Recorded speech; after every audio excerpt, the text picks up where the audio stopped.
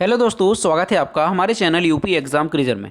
दोस्तों, आज के वीडियो में हम 11 जनवरी से संबंधित उत्तर प्रदेश के सभी एग्जाम्स के लिए मोस्ट इंपॉर्टेंट करंट अफेयर के क्वेश्चंस को डिस्कस करेंगे और हर एक क्वेश्चन से रिलेटेड आपको फैक्ट भी बताएंगे। और वीडियो के अंत में हम आपसे एक क्वेश्चन भी पूछेंगे जिसका जवाब आपको कमेंट बॉक्स में देना है। और अगर आपको इसकी PDF डाउनलोड करनी है तो इसकी PDF आप हमारे टेलीग्राम ग्रुप से डाउनलोड कर सकते हैं। टेलीग्राम ग्रुप की लिंक आपको वीडियो के डिस्क्रिप्शन में मिल जाएगी। और दोस्तों, कल मैं बाहर गया था, इस वजह से आपको वीडियो में ऑडियो नहीं दे पाया था, तो उसके लिए सॉरी। और आज भी मैं बाहर हूँ, तो आज के वीडियो में भी आपको वॉइस से रिलेटेड कुछ प्रॉब्लम हो सकती है कि वॉइस धीमी मिले, क्योंकि मेरे पास माइक नहीं है और जो वीडियो है वो PC से नहीं बन रहा है। तो इसलिए जो मैं अदर फैक्ट आपको नोट कराता था वो भी आज नोट नहीं करा पाऊँगा। तो दोस्तों, आज के लिए आपको मैनेज करना है और कल से आपको सारे वीडियो प्रॉपर तरीके से मिलने लगेंगे। तो चलिए शुरू करते हैं। आज का सेशन शुरू करने से पहले हम कल के क्वेश्चंस का रिवीजन करेंगे। कल का पहला क्वेश्चन है, हाल ही में उत्तर प्रदेश को कुल कितने प्रतिष्ठित E-गवर्नेंस पुरस्कार मिले? इसका जो करेक्ट आंसर है वो है ऑप्शन नंबर बी, 5 पुरस्कार। अगला क्वेश्चन है, Indo Israel centre of excellence Kaushambi के कोखराज में स्थापित किया जा रहा है, इसकी कुल लागत कितनी होगी? इसका जो करेक्ट आंसर है वो है ऑप्शन नंबर सी, 10 करोड़। अगला क्वेश्चन है, और दोस्तों, उत्तर प्रदेश करंट अफेयर की लास्ट 1 ईयर की अगर आपको PDF बाई करनी है तो इसकी लिंक आपको वीडियो के डिस्क्रिप्शन में मिल जाएगी, वहाँ से आप इस PDF को बाई कर सकते हैं। इस PDF में हमने जनवरी से लेकर के दिसंबर 2021 तक के उत्तर प्रदेश करंट अफेयर के सभी इंपॉर्टेंट क्वेश्चंस को विस्तार पूर्वक बताया है। और दोस्तों, इसके साथ ही अगर आपको दिसंबर महीने की PDF बाई करनी है उत्तर प्रदेश करंट अफेयर की, तो उसकी लिंक भी आपको वीडियो के डिस्क्रिप्शन में मिल जाएगी, तो वहाँ से आप ये दोनों PDF बाई कर सकते हैं। और दोस्तों, कई स्टूडेंट्स PDF डाउनलोड नहीं कर पाते हैं, तो अगर आप PDF डाउनलोड नहीं कर पाते हैं तो साइट पर जो आपको WhatsApp नंबर और ईमेल दिया गया है उस पर आप कांटेक्ट करिए, वहां से आपको PDF सेंड कर दी जाएगी। अगला क्वेश्चन है, चुनाव आयोग ने बड़े राज्यों में चुनाव खर्च की सीमा 70 लाख से बढ़ाकर कितने की? इसका जो करेक्ट आंसर है वो है ऑप्शन नंबर सी, 95 लाख। अगला क्वेश्चन है, लॉन्च पुस्तक गांधी के हत्यारे the making of Nathuram Godse and his idea of India के लेखक कौन है? इसका जो करेक्ट आंसर है वो है option number C, Dhirendra Jha. अगला क्वेश्चन है, निम्न में से किस देश ने हाल ही में कानून बनाकर बाल विवाह पर पाबंदी लगा दी है? इसका जो करेक्ट आंसर है वो है ऑप्शन नंबर ए, फिलीपींस ने। अगला क्वेश्चन है, भारत के शीर्ष अंकशास्त्री JC चौधरी ने हाल ही में लगभग कितने प्रतिभागियों को प्राचीन विज्ञान के बारे में शिक्षित करके गिनीज वर्ल्ड रिकॉर्ड बनाया? इसका जो करेक्ट आंसर है वो है ऑप्शन नंबर बी, 6000। अगला क्वेश्चन है, किस जनरल इंश्योरेंस कंपनी ने हैशटैग बहाना छोड़ो टैक्स बचाओ अभियान शुरू किया? इसका जो करेक्ट आंसर है वो है option number C, SBI general insurance ने। अगला क्वेश्चन है, ओपेक के नए महासचिव के पद पर किसे नियुक्त किया गया?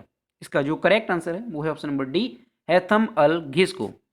अगला क्वेश्चन है, निम्न में से किस राज्य सरकार ने हाल ही में राज्य में student startup and innovation policy 2.0 launch की? इसका जो करेक्ट आंसर है वो है ऑप्शन नंबर सी, गुजरात ने। तो दोस्तों, ये थे कल के क्वेश्चंस जिसका हमने रिवीजन किया। अब हम शुरू करते हैं आज का सेशन। आज का पहला क्वेश्चन है, IPL 2022 में लखनऊ की टीम का नाम क्या रखा गया? इसका जो करेक्ट आंसर है वो है option number B, Lucknow lions. IPL 2022 में लखनऊ की टीम का नाम लखनऊ लायंस XI रखा गया, जबकि इस टीम की कप्तानी कौन करेगा? तो ध्यान रखना है, KL राहुल इस टीम की कप्तानी करेंगे। IPL 2022 में कुल कितनी टीमें हिस्सा लेंगी? तो 8 नहीं लेंगी, इसकी जगह पे 10 टीमें हिस्सा लेंगी इस बार, जिसमें सभी 8 पुरानी टीमें IPL 2022 के लिए 30 नवंबर को रिटेंशन लिस्ट जारी करेंगी। IPL की अगर बात की जाए कि IPL की स्थापना कब हुई थी, तो 2008 में IPL की स्थापना हुई थी। और एक क्वेश्चन ध्यान रखना है IPL से कि IPL में सबसे अधिक रन किस क्रिकेटर के हैं? तो वो हैं विराट कोहली के। अगला क्वेश्चन है, इर्तिजा हसन को pride of young Hindustan award से सम्मानित किया गया, ये उत्तर प्रदेश के किस जिले से हैं? इसका जो करेक्ट आंसर है वो है ऑप्शन नंबर सी, सहारनपुर से।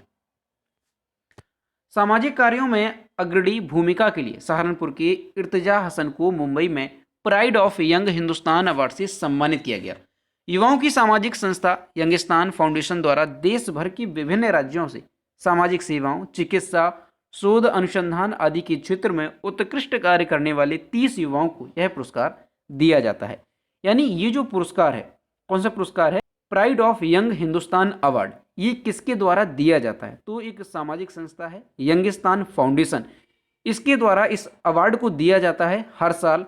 और कितने लोगों को दिया जाता है? तो देश भर के 30 युवाओं को ये पुरस्कार दिया जाता है।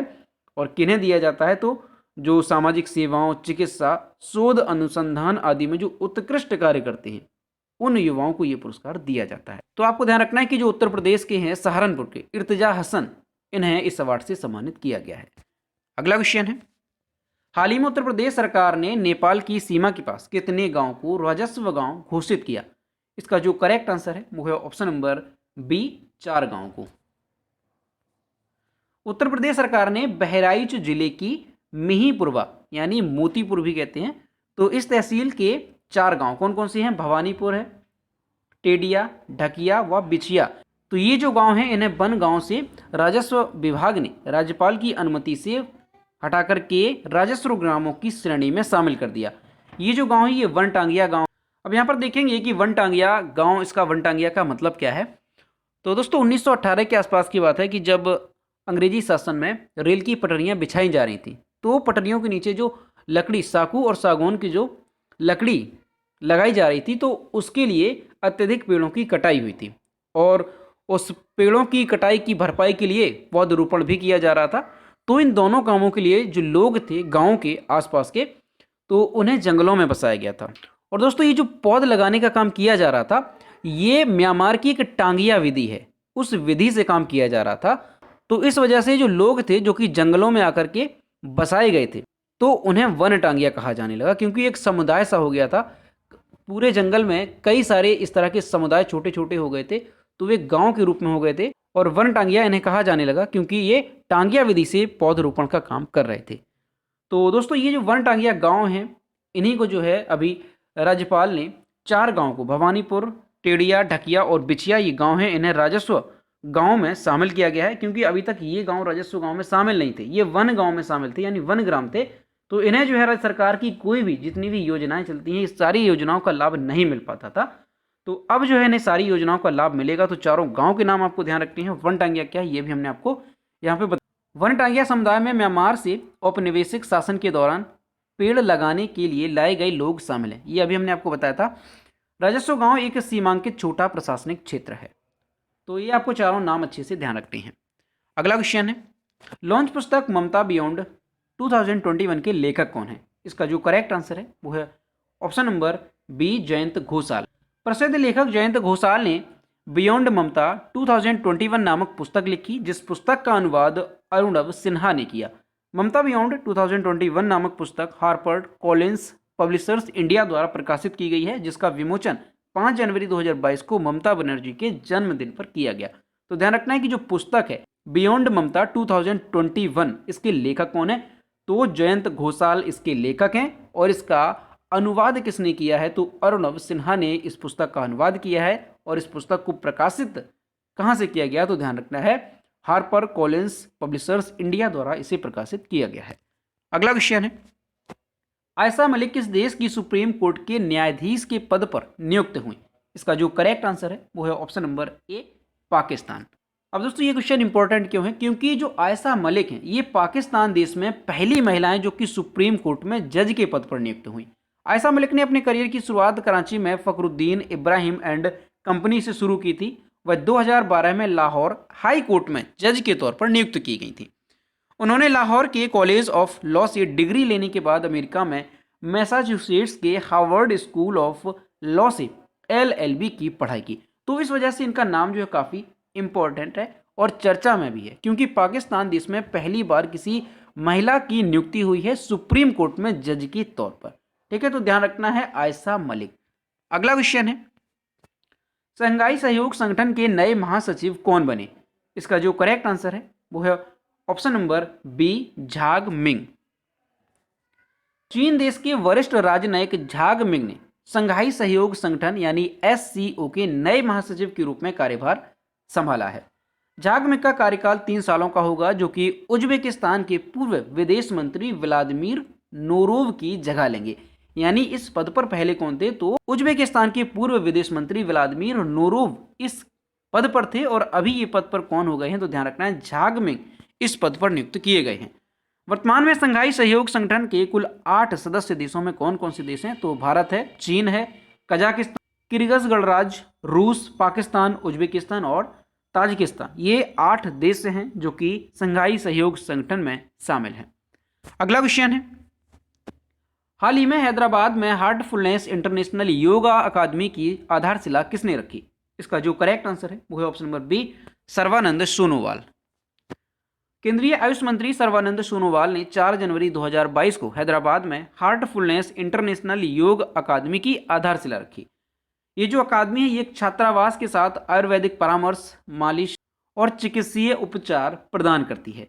हार्टफुलनेस अकादमी श्री रामचंद्र मिशन योग प्रमाणन बोर्ड के साथ एक अग्रणी योग संस्थान के रूप में पंजीकृत है। तो आपको ध्यान रखना है कि केंद्रीय मंत्री जो आयुष मंत्री हैं सर्बानंद सोनोवाल, उन्होंने 4 जनवरी 2022 को हैदराबाद में हार्टफुलनेस इंटरनेशनल योग अकादमी की आधारशिला रखी है। अगला क्वेश्चन है, मदर टेरेसा मेमोरियल अवार्ड 2021 से किसे सम्मानित किया गया? इसका जो करेक्ट आंसर है वो है ऑप्शन नंबर डी, डेनमार्क को। पर्यावरण के मामले में डेनमार्क देश ने मदर टेरेसा मेमोरियल अवार्ड 2021 जीता। सौहार्द फाउंडेशन के संस्थापक अब्राहम मथाई ने डेनमार्क के प्रधानमंत्री को पर्यावरण की रक्षा हेतु यह अवार्ड दिया है। सद्भाव फाउंडेशन की स्थापना अब्राहम मथाई ने सामाजिक एकजुटता को बढ़ावा देने तथा जाति, धर्म, आस्था एवं लिंग का भेदभाव किए बिना समुदाय के कल्याण के काम करने हेतु किया था। तो ये भी ध्यान रखना है कि जो सद्भाव फाउंडेशन की स्थापना की गई थी वो क्यों की गई थी। इस पुरस्कार की शुरुआत 2007 में हुई थी। किस पुरस्कार की? तो मदर टेरेसा मेमोरियल अवार्ड की शुरुआत 2007 में कोलकाता के संत मदर टेरेसा की स्मृति के तहत स्थापित किया गया था। जो मदर टेरेसा थी उनकी स्मृति के स्वरूप इस पुरस्कार को शुरू किया गया था 2007 में। तो आपको ध्यान रखना है कि 2021 का ये अवार्ड किस देश को दिया गया? तो पर्यावरण के मामले में डेनमार्क देश को ये अवार्ड दिया गया है।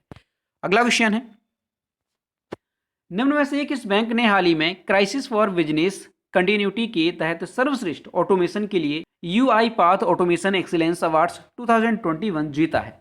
इसका जो करेक्ट आंसर है वो है ऑप्शन नंबर ए, साउथ इंडियन बैंक ने। क्राइसिस फॉर बिजनेस कंटिन्यूटी के तहत सर्वश्रेष्ठ ऑटोमेशन के लिए साउथ इंडियन बैंक ने हाल ही में UiPath ऑटोमेशन एक्सीलेंस अवार्ड 2021 जीता है। इस अवार्ड का 2021 संस्करण परिवर्तनकारी स्वचालन परियोजनाओं के माध्यम से परिवर्तन लाने के लिए व्यक्तियों और संगठनों के योगदान को मान्यता देता है। तो आपको ध्यान रखना है कि 2021 का जो UiPath ऑटोमेशन एक्सीलेंस अवार्ड है वो किसने जीता है? तो ये जीता है साउथ इंडियन बैंक ने। अगला क्वेश्चन है, सी ड्रैगन 2022 अभ्यास में किस देश ने हिस्सा लिया? तो दोस्तों इस अभ्यास में संयुक्त राज्य अमेरिका, ऑस्ट्रेलिया, जापान, दक्षिण कोरिया, कनाडा और भारत, इन सभी देशों ने इसमें भाग लिया है। तो इस क्वेश्चन का डी ऑप्शन सही होगा, उपरोक्त सभी। भारत ने संयुक्त राज्य अमेरिका, ऑस्ट्रेलिया, कनाडा, जापान और दक्षिण कोरिया के साथ एक चतुर्भुज सुरक्षा वार्ता के तहत बहुराष्ट्रीय अभ्यास सी ड्रैगन 2022 में भाग लेने की घोषणा की। सी ड्रैगन अभ्यास मुख्य रूप से पनडुब्बी रोधी युद्ध प्रशिक्षण पर आधारित अभ्यास है, जिसमें 270 घंटे से अधिक का इन फ्लाइट प्रशिक्षण और गतिविधियों जैसे कि नकली लक्ष्यों को ट्रैक करना, तो ये सारी जांच इसमें की जाती है। भारत पश्चिमी प्रशांत में गुआम में आयोजित बहुराष्ट्रीय सी ड्रैगन 2022 का इस वर्ष अभिन्न हिस्सा रहेगा। तो दोस्तों ध्यान रखना है कि जो सी ड्रैगन अभ्यास है 2022 का, तो इसमें कौन कौन से देश भाग लेंगे? तो भारत लेगा, अमेरिका लेगा, ऑस्ट्रेलिया, कनाडा, जापान और दक्षिण कोरिया, ये सभी देश इसमें भाग लेंगे। तो दोस्तों ये थे 11 जनवरी से संबंधित उत्तर प्रदेश के सभी एग्जाम्स के लिए मोस्ट इंपॉर्टेंट करंट अफेयर के क्वेश्चन जो कि हमने डिस्कस किए। अब हम देखते हैं कल की वीडियो को क्वेश्चन जो हमने आपसे पूछा था। तो यह कल के वीडियो का क्वेश्चन जो हमने आपसे पूछा था, उत्तर प्रदेश सरकार ने मैनपुरी सैनिक स्कूल का नाम किसके नाम पर रखने की घोषणा की? इसका जो करेक्ट आंसर था वो ऑप्शन नंबर ए था, जनरल विपिन रावत। और लगभग सभी स्टूडेंट्स ने इसके सही जवाब किए। और मैं आपसे हर रोज कहता हूं कि जो भी क्वेश्चन आपसे पूछा जाए तो सभी लोग उसका आंसर जरूर किया करो।